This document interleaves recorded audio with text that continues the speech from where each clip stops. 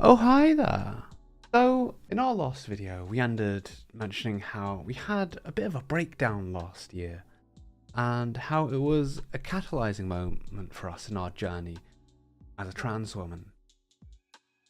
But a nervous breakdown isn't just a sudden event that happens. Like, it doesn't come out of nowhere. Though it can kind of seem like it does.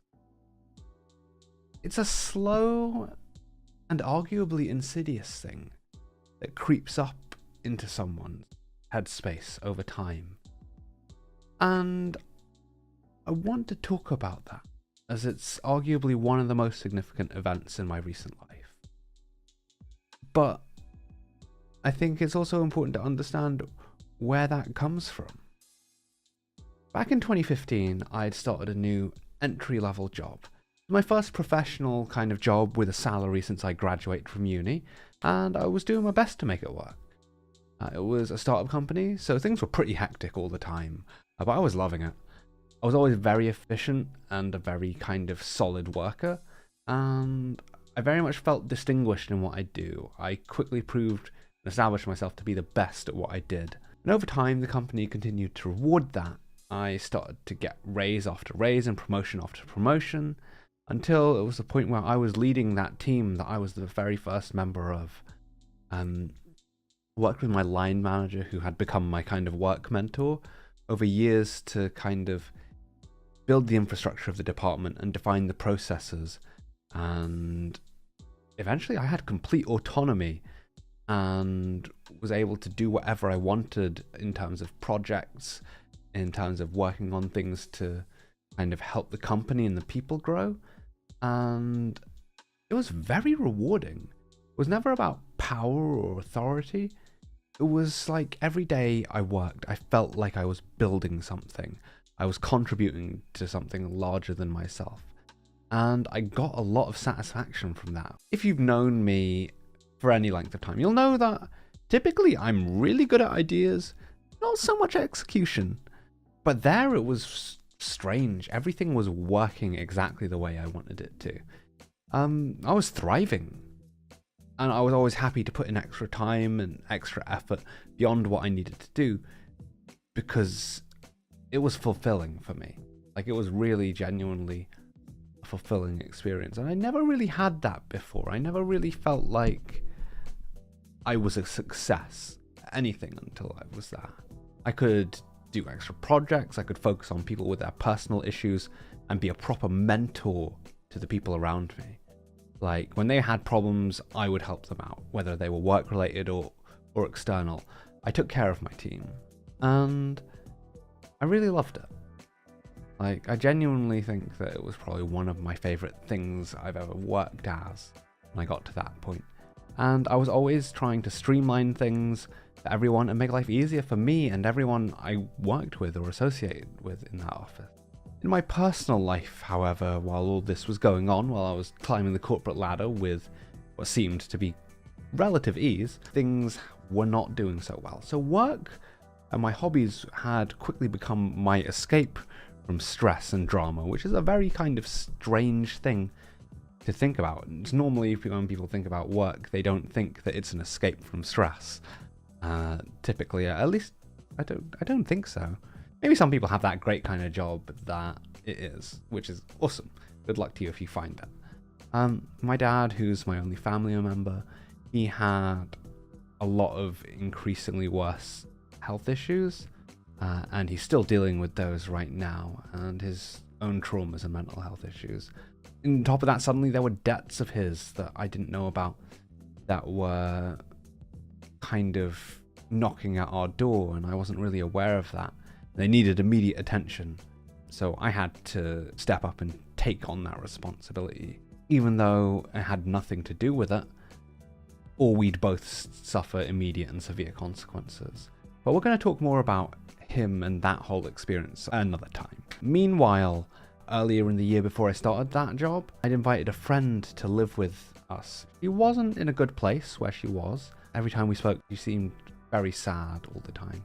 She said she had depression, but my awareness of mental health issues at that point was not half as much as it is now.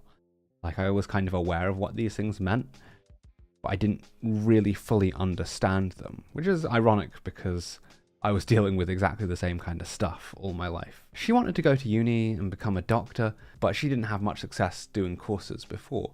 So I thought it would be a pretty cool idea for her to have a fresh start. So I invited her down. She was very apprehensive. She told me from the beginning that she wasn't a good person. I should have thought about that a lot, but, you know, I wasn't really thinking. It felt like a good thing to do for someone, so I did it. And I thought I knew her. It took me a very long time to realize that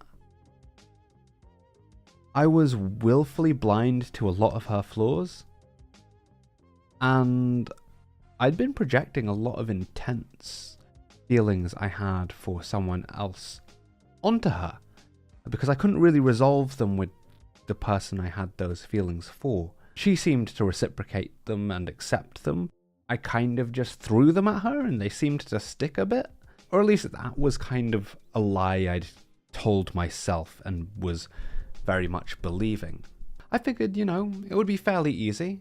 I'd help her get a part-time job and she'd look for courses, and by autumn she'd be in uni doing her degree on her way to be a doctor, which I thought was, you know, it seemed simple. That's what you do, right? You go to uni, you do your medical degree for however many years it takes, and then you become a junior doctor, and then, you know, you have your career. I mean, it's pretty clear cut. There's high demand for it. She seemed like she was smart, and she was always going on about how smart she was. And, you know, it seemed like a cool thing to support. And it seemed to start out smoothly. I got her a part-time job. Then she got herself a better job. Then she got me a job at the same company, which I was very grateful for. She did, however, become very bitter about my success at that job. Because when I had my very first raise and promotion, it was the same day she was dismissed because she smelled like wine and they believed her to be an alcoholic. She was also very abrasive and standoffish when there were disagreements. She carried herself with an intense arrogance that made her very difficult to kind of work with. And if you didn't agree with her, there was always some kind of problem or conflict. And while I saw it, I kind of just ignored it. I figured maybe she was right, and she was my friend, so I took her side. I probably shouldn't have. I realized that I was very much her enabler in many ways. She claimed unfair dismissal and that she was innocent. She never followed up on that claim. When I got home from work, because she was at the office, she started a shift after when I left the office.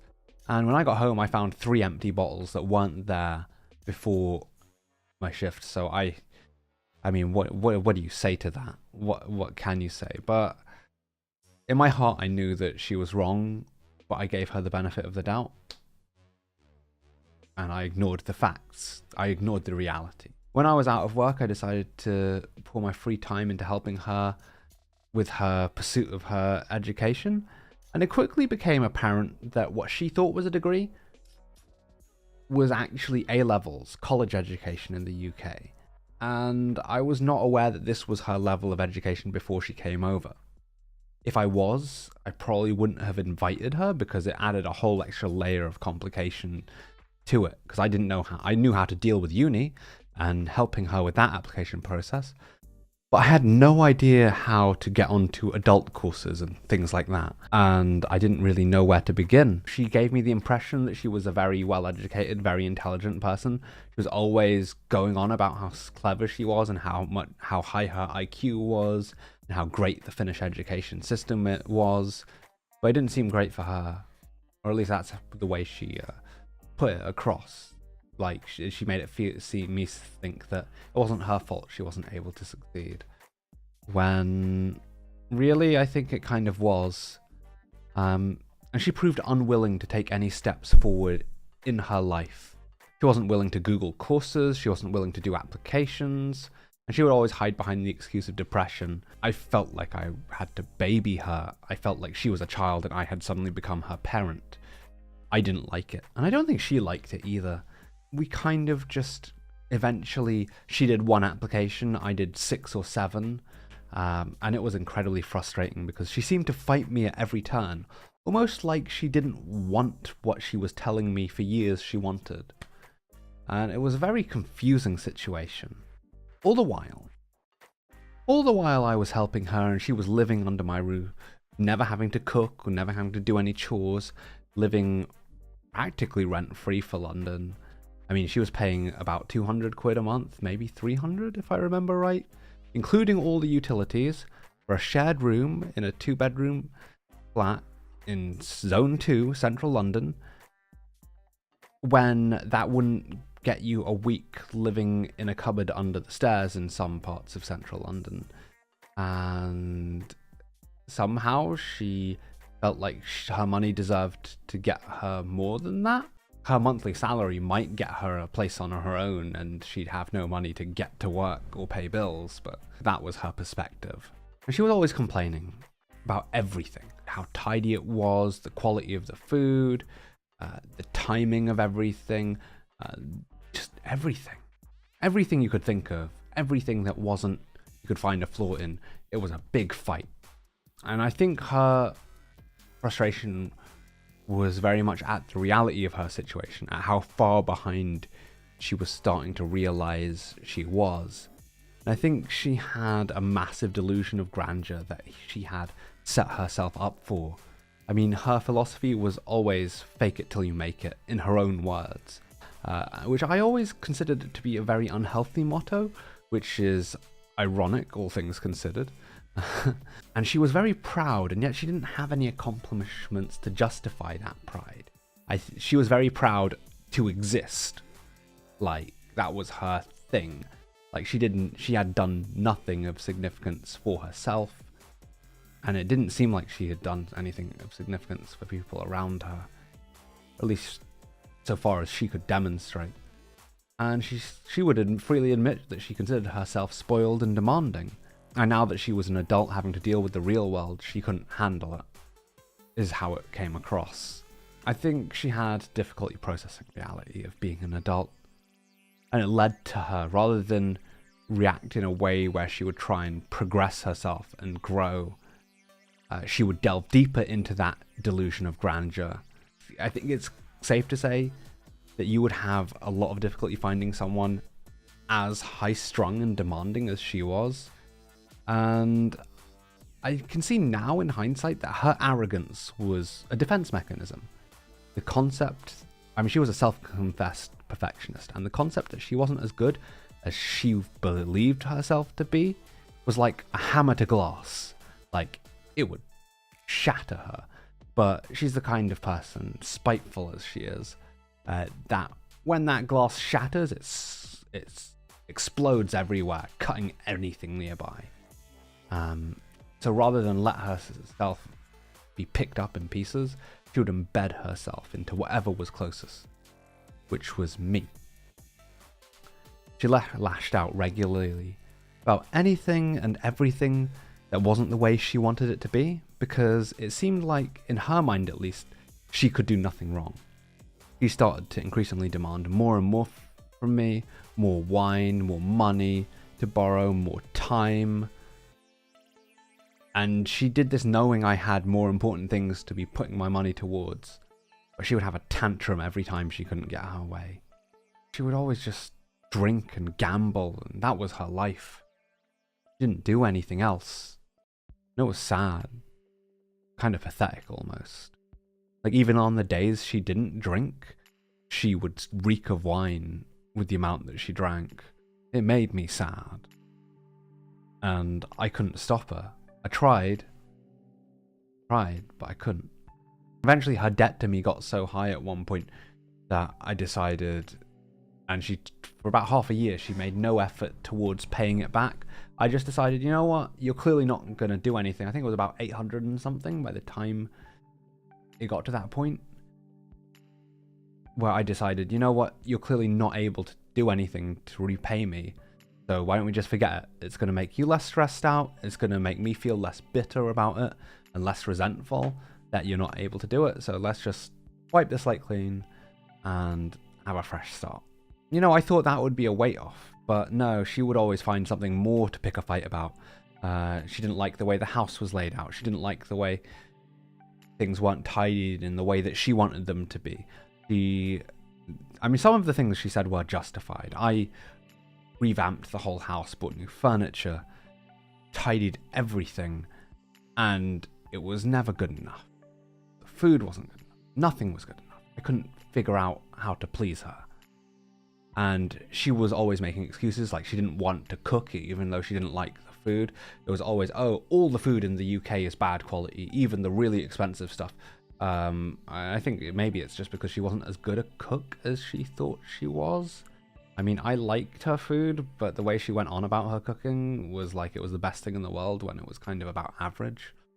But, you know, I didn't have the heart to tell her that she wasn't half as good as she seemed to think she was. God, that felt nice to say. Wow. Anyway, back to topic. Like, she would say things like, oh, I'm afraid of the gas oven, even though it matched EU health and safety regulations, and I would show her these, and she'd like, oh, no, it's too unsafe, because it's fire, and fire is bad. You can't cook with fire. Even though, since I think the dawn of time, we'd been cooking with fire. Yeah? I think that's the first way we discovered that cooking was a thing. But no, she couldn't handle that. Apparently, it was too primitive for her in her stuck-up little world. And yeah, I did everything. It was never good enough. She would regularly insult me. She would berate me, attacking my insecurities about my personality flaws, even my appearance. Anything was fair game for her. She would always justify it, saying that, oh, I just want you to be happy and the best you can be.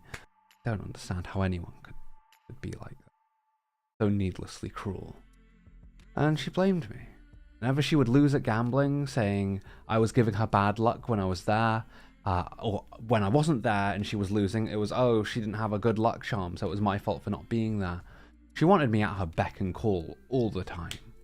And sometimes she would hit me. Like, there was a time where I put my hands on her. I didn't hit her, but she was shouting and ranting and throwing her fists about.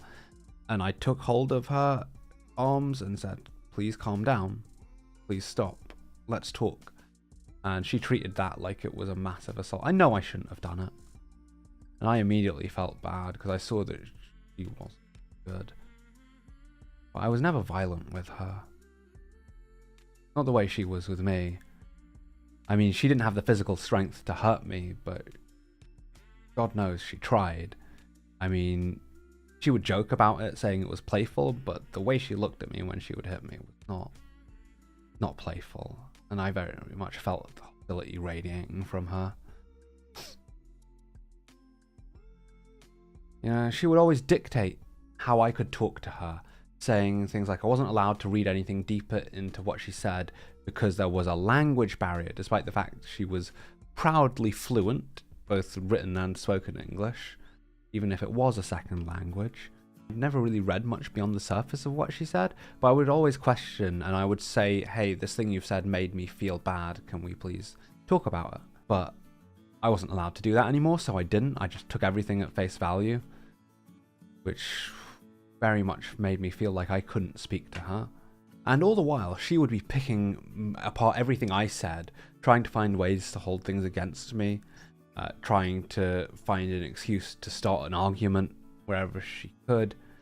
And I often used the phrase, like, I can't win with you. And she always seemed to think, oh, it's a fight now. But it was like, no, as in, like, there's never an outcome where we are both mutually happy with. There's no way that we can win. But she never took it like that. She always saw conflict at every chance she could. And she jumped at it. She wanted to fight. She wanted to have anger and engagement like that. Or at least that's the way it came across. And she was always testing me. I hated that. I hated that I had to be wary. I had to stand on eggshells in my own home. I hated that I didn't know what she was thinking. I didn't know what was a quiz. She fueled my anxiety. Like, I hated being in her presence, genuinely, for years. I dreaded coming home. And she even admitted she would sometimes just do things that were horrible just to see how I'd react. It was a nightmare. The longer she stayed, the worse it got. She finally did get into a course She turned it down to work a customer service job at a call center, which was for Lego, which I guess kind of sounds cool as far as companies go, but it was only a temp job. I mean, if you wanted to be a doctor, would you really swap your education for a temp job at Lego for 6 months? I feel like she liked the idea, but she didn't actually want to pursue that career, that ambition. And it felt to me like she threw the whole reason she came here away. Didn't make any sense to me. And I questioned it. But she was like, oh, it's Lego. It's like a once-in-a-lifetime opportunity, even though they advertise the same job every year, which she told me. I kind of lost my faith in her at that point. And I think she didn't really want to live her life. I think she wanted to be a passenger in her own body while someone else dealt with everything for her. And yet, when she had an offer of basically saying, all you have to do is this, this, and this, and you'll be fine, she would fight that. It was strange. Like, she was fiercely independent, and yet she didn't want to do anything. She wanted to be independently a couch potato, is how it felt. I guess she could do that. But that wasn't why she came here. And it felt like she was just using the time to goof off and do nothing.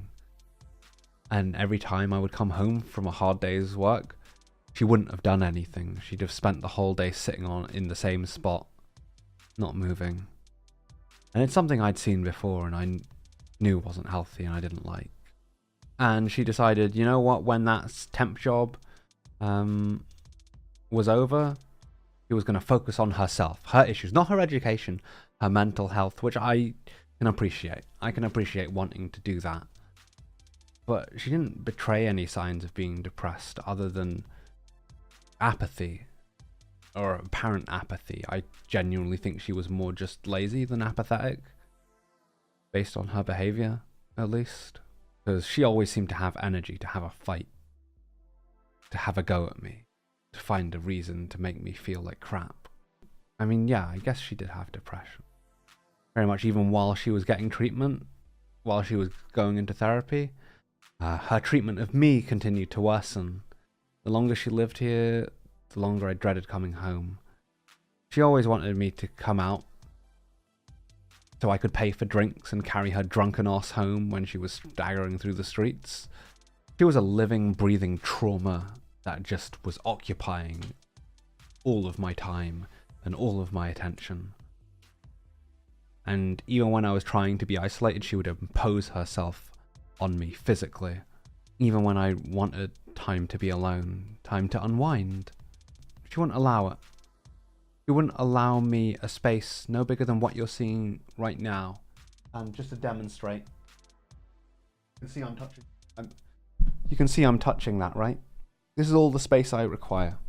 Everything you see right here. My computer, I put my noise cancelling headphones on, and I zone out to unwind. The rest of the world, in order to get my attention, you have to physically touch me or put your hand in front of my face. But no, when she wanted privacy, even though she knew that, she wouldn't allow me to have my one safe space. And I think she generally just did whatever was easiest for her. And she demanded this for herself. Felt anxious and stressed all the time, and it was my only kind of space where I could go online, chill with my friends, hang out, and actually get some kind of relaxation. At least until 2018. I was always wary and conscious of the potential for an argument or a fight. And a lot of the time I was at home, I was often wondering when and how and what the reason for it would be. It was like spin the wheel of her crazy and figure out what explosion is gonna come. And I was always being blamed for her shortcomings, everything wrong in her situation, and everything that could contribute to her negatively. Except for her mum. She blamed her mum for a lot of bullshit as well. And I felt like around her, I felt like I was a child again, being abused again. She told me it was all my fault so often, I even started to believe it, just as I did when I was younger. And she fueled my mental health issues. My anxiety was at its peak, my self-esteem was at its lowest whenever she was around. And I think she set back years of healing. I don't think she deserved my kindness or my generosity. And it took a breakdown for me to realize. So I wanted to pause here for a minute before we end the video to acknowledge something. I know that this video and the things I've said appear to be incredibly one-sided. At the time that these things were happening in my life, I didn't realize that I had entered a new period of depression. I've said it before, and I'll say it again. Depression is an insidious thing that slowly creeps into your head. And I think most people who suffer from depression don't actually realize that they have it. This modern world seems to have a way of keeping us distracted from the things that really matter and that genuinely contribute to our personal growth and well-being. And depression as well can blind the person suffering from it from any other point of view other than their own.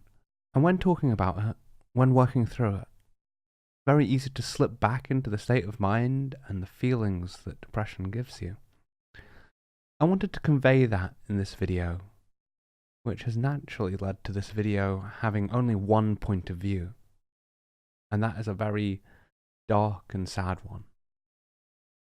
Looking at it pragmatically, there were a lot more things happening than this at the time, but this was the first element that I recognized of my breakdown. But this video is already rather lengthy, so I think we'll be able to discuss that and explore other aspects in the future. But this was all the things that built up to it. Obviously, it wouldn't stay this way, but we'll talk about that next time. I mean, she's no longer really part of my life anymore. I never really cut ties with her, but I'm kind of glad that it's processed now. Like, I know I can speak with her, and she no longer has any power over me, and I know that I don't feel anything towards her anymore, whether it's positive or negative. It was an event that happened, and I grew and benefited from it ultimately. I've been Mara Alexandra. This has been a less than pleasant segment of my life, and all the while I was happy at work, so, you know, I had an escape. For now, at least. I've been Mara Alexandra, unapologetically me. Like, share, subscribe, and do all the things. I will see you next time. Bye!